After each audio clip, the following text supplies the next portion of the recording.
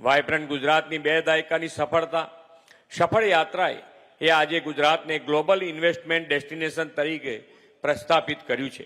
નાના ગામો પણ વાયબ્રન્ટ અને vocal for local two global બને તેવા હોલિસ્ટિક ડેવલપમેન્ટનો વડાપ્રધાનશ્રીનો સંકલ્પ છે।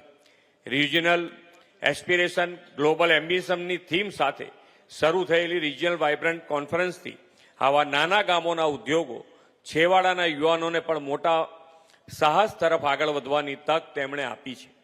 આ ચોથી વીજીઆરસીમાં કુલ 3,34,000 કરોડ રૂપિયાના રોકાણ સાથે 3,759 એમઓયુ થયા છે અને અંદાજે 1,97,000